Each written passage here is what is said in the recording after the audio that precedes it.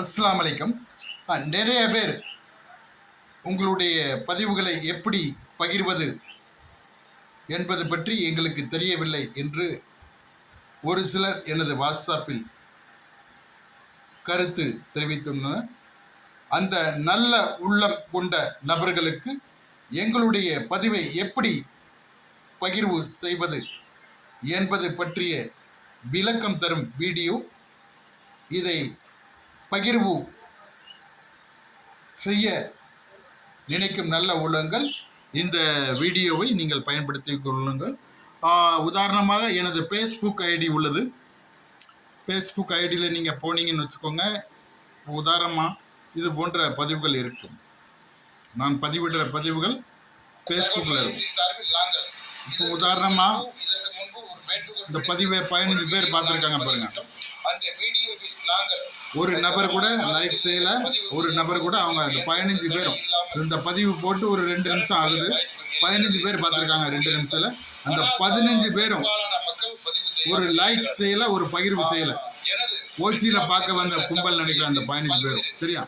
எப்படி பகிர்வு செய்வது என்பதை நீங்கள் தெளிவுபடுத்துகிறேன். இதுல பகிர்வு செய்யக்கூடிய நபர்கள் மட்டும்தான் பயணிக்கணும். மற்ற நபர்கள் வெளியே. இப்போ பாருங்க, நான் 15லேருந்து 17 ஆயிட்டு 2 பேர் இப்போ பார்த்துருக்காங்க. சரியா? நல்லா பாருங்க.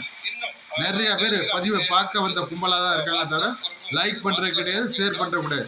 ஒருவேளை நல்ல உள்ளங்கள் இறைவன் உங்களுக்கு கொடுத்துருந்தா இப்படி ஷேர் பண்ணிக்கோங்க. இப்போ எனக்கு நானே ஷேர் பண்ணியிருக்கேன். ஆனால் நீங்கள் ஷேர் பண்ணும்போது அது உங்கள் வலைதளத்தில் பயணிக்கும் நபர்களுக்கு தெரியும். இங்கே பாருங்க, இப்படி ஷேர் பண்ணுங்க. சரியா? ஷேர் பண்ணால் மட்டும்தான் அதிக மணமகன் மணமகள் விவரங்க வருவாங்க. அப்போ தான் எல்லோருக்கும் வரன் அமையும். சரியா? உங்களுக்கு தெரிந்த தகவல் இந்த இந்த பதிவை நீங்க ஷேர் பண்ணலாம். சரியா?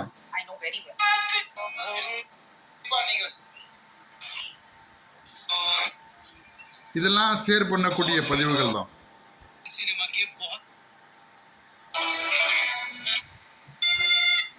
ஷேர் பண்ணக்கூடாத ஒரு பதிவு எதுன்னா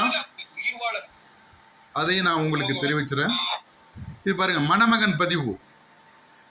இது போன்ற மணமகன் பதிவுல லைக் செய்யலாம், ஆனா ஷேர் பண்ணக்கூடாது. சரியா? மார்க்க பதிவுகளை மட்டும்தான் நீங்க பகிரணும். எனது வீடியோ பதிவை நீங்க பகிரலாம், ஆனா மணமகன் மணமகள் விவரம் நீங்க ஒருபோதும் பகிரக்கூடாது. இது மணமகள் விவரம் போட்டிருக்கோம் நாங்க. சரியா?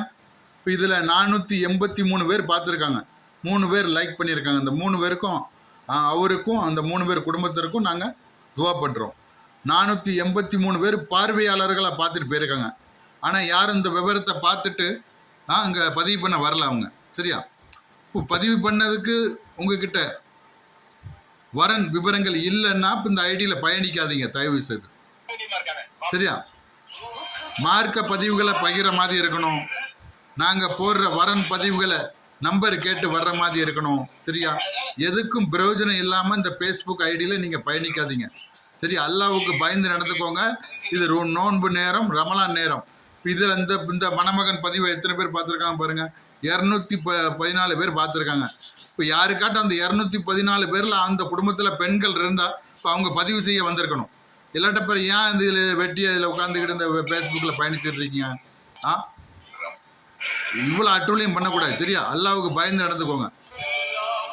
இப்போ இந்த பெண்ணோட பதிவை நாங்கள் பதிவிட்டுருக்கோம். முதல் திருமணம் மதுரைன்னு சொல்லி பதிவிட்டுருக்கோம். 325 பேர் பார்த்துருக்காங்க. அந்த 325 பேர் குடும்பத்திலையும் ஆண்கள் கிடையாதா? அப்போ இந்த பெண்ணோட விவரம் கேட்டு அவங்க பதிவு பண்ணியிருக்கணும். பார்வையாளரை ஏன் பயணிக்கிறீங்க வெட்டியா? இதில் அடுத்தவங்களுக்கு ஏன் சுமையாக இருக்கிறீங்க? அல்லாவுக்கு பயந்து நடக்க மாட்டீங்களா?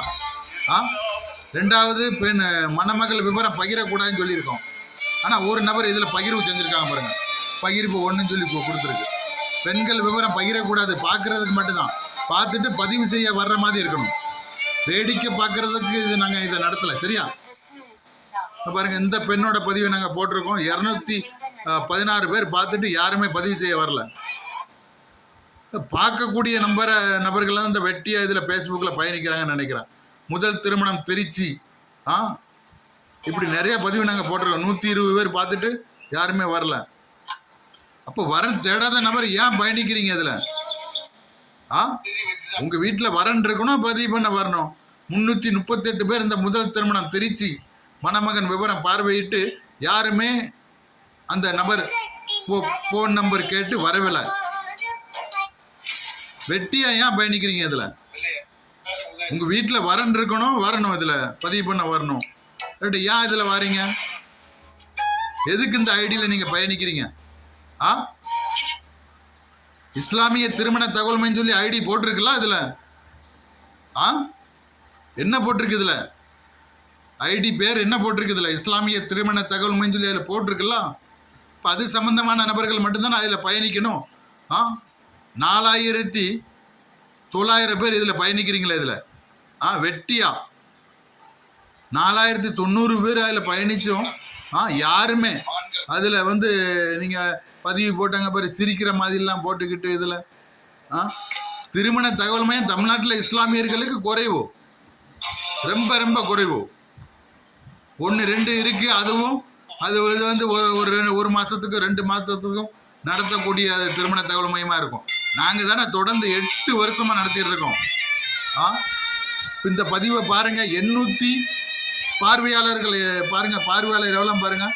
800,904 பேர் பார்த்துட்டு 13 பேர் லைக் பண்ணிவிட்டு 3 பேர் ஷேர் பண்ணிவிட்டு மற்றவங்கெல்லாம் ஓடி போயிட்டாங்க.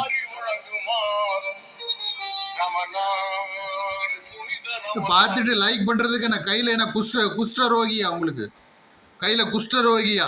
ஒரு ஷேர் பண்ணியிருக்கலாம், ஒரு லைக் பண்ணியிருக்கலாம். கையில் குஷ்டரோகியா உங்களுக்கு?